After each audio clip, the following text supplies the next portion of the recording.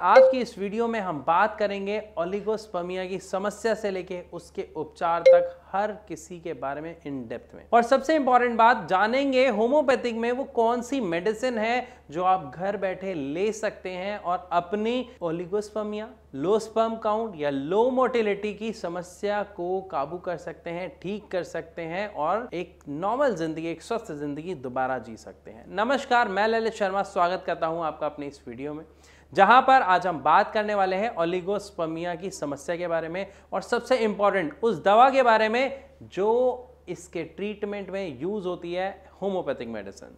तो सबसे पहले इन सारी चीजों को जानने से पहले आपको एक चीज समझना बहुत जरूरी है, क्योंकि आप दवा ले लेंगे, समस्या ठीक हो जाएगी, लेकिन अगर आपने कारण नहीं समझा, अगर आपको वो वजह ही पता नहीं चली कि किस वजह से ओलिगोस्पर्मिया की समस्या लोगों को होती है, तो ये समस्या दोबारा आपको आ सकती है, देखने को मिल सकती है। तो असल में ओलिगोस्पर्मिया को लेके लोगों को बहुत सारे वहम होते हैं कि शायद बचपन में मेरी कोई गलती रही होगी जिस वजह से मेरे को आज ये प्रॉब्लम है, या पता नहीं कि मेरे शरीर में कमी आ गई है, मेरी ज़िंदगी ऐसी है जिसकी वजह से मेरे को ये कमी आ रही है या ये समस्या आ रही है। लेकिन यहाँ पर मैं आपको बता दूं कि ओलिगोस्पर्मिया की जो समस्या है उसके मुख्य कारणों में सबसे पहला देखा जाता है लीवर का ठीक तरीके से फंक्शन ना कर पाना, यानी डाइजेशन में प्रॉब्लम रहना, कॉन्स्टिपेशन की प्रॉब्लम रहना, कोलाइटिस की प्रॉब्लम रहना, ठीक से खाना जिन लोगों का पच नहीं पाता है और वो इस चीज़ को बहुत नॉर्मल लेके अवॉइड करते हैं काफ़ी लंबे टाइम तक, तो ऐसा देखा जाता है ज़्यादातर ऐसे लोगों को ओलिगोस्पर्मिया की समस्या का सामना करना पड़ता है। तो सबसे पहली बात हमने क्या समझी कि समस्या किस कारण से बन रही है, राइट। अब अगर हमें समस्या समझ आ गई तो हमें इसके उपचार के लिए क्या करना पड़ेगा, इसके रूट कॉज पर काम करना पड़ेगा। रूट कॉज यानी जड़, और जड़ क्या है समस्या की, अभी हमने देख लिया और समझ लिया। क्योंकि देखिए इसमें होता क्या है, हो सकता है आपको लीवर की समस्या आ रही हो, मुझे डाइजेशन की समस्या आ रही हो, मेरा खाना ठीक से डाइजेस्ट ना हो रहा हो, किसी को कोलाइटिस की प्रॉब्लम आ रही हो, तो किसी को भी अगर ओलिगोस्पर्मिया की प्रॉब्लम आ रही है तो 90% केसेस में हमें देखने को मिलता है कि वो पेट से जुड़ी समस्याओं के कारण ही होती है। तो सबसे पहले हमें क्या करना है, अपनी पेट की समस्या को कंट्रोल करना है समय रहते, और इवन अगर ये समस्या हो गई है तो भी, ताकि आपको जो आप ट्रीटमेंट ले रहे हैं उसके रिजल्ट बेहतर मिल सके। यहां तक समझने के बाद अब बात करते हैं दवा के बारे में कि वो होम्योपैथिक मेडिसिन कौन सी है जो आप घर बैठे ले सकते हैं और अपना शुरुआती उपचार शुरू कर सकते हैं, और सबसे बड़ी बात जिसका कोई साइड इफेक्ट आपको देखने को नहीं मिलेगा। जी हां, दवा का नाम है न्यूफाल लूटिया मदर टिंचर। इसकी 15 ड्रॉप आपको आधे कप पानी में दिन में एक बार लेनी है। ये आपके ओलिगोस्पर्मिया की समस्या को, आपकी लो मोटिलिटी की समस्या को बहुत ही अच्छे रूप से रिकवर करने में हेल्प करेगा, क्योंकि ये एक बेसिक मेडिसिन है। होम्योपैथी में दो तरीके के उपचार होते हैं, या ये कहा जाए दो तरीके से दवा दी जाती है। पहला होता है हमारी मदर टिंचर और दूसरा होता है हमारी पोटेंसी। अब ये दोनों में डिफरेंस क्या है, आपको थोड़ा सा इसको समझना पड़ेगा ताकि आप इससे मिलने वाले ट्रीटमेंट को अच्छे से समझ पाएं। जो मदर टिंचर है वो एक बेसिक है, वो सबको दी जा सकती है बड़े आराम से। उससे क्या फायदा होता है कि एग्रीवेट होने का, मतलब समस्या बढ़ने का कोई चांस नहीं होता।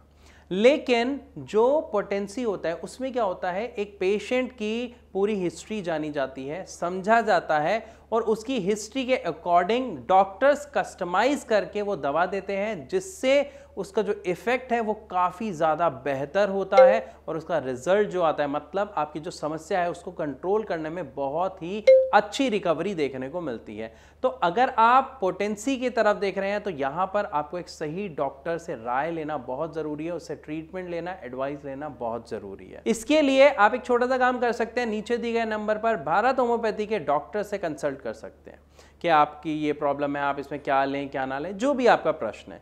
लेकिन शुरुआती दौर पर आप अपना न्यूफाल लूटिया मदर टिंचर जो है इसकी 15 ड्रॉप्स के साथ अपना ट्रीटमेंट शुरू कर सकते हैं। लेकिन एक काम जरूर करिएगा, ट्रीटमेंट शुरू करने से पहले एक रिपोर्ट कराइए।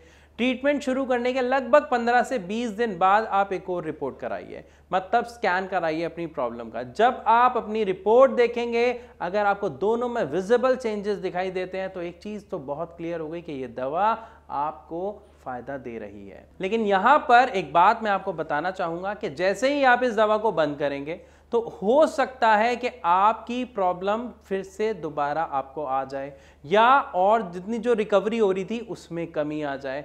तो अगर आप अपनी पूरी तरीके से समस्या को खत्म करना चाहते हैं तो वहां पर आपको पोटेंसी जो मेडिसिन है, जो कस्टमाइज करके एक पेशेंट के अकॉर्डिंग दी जाती है, उसकी आपको जरूरत पड़ती है, जिससे ना केवल ओलिगोस्पर्मिया बल्कि आपके लो स्पर्म काउंट और इवन लो मोटिलिटी में बहुत ही अच्छा फायदा देखने को मिलता है।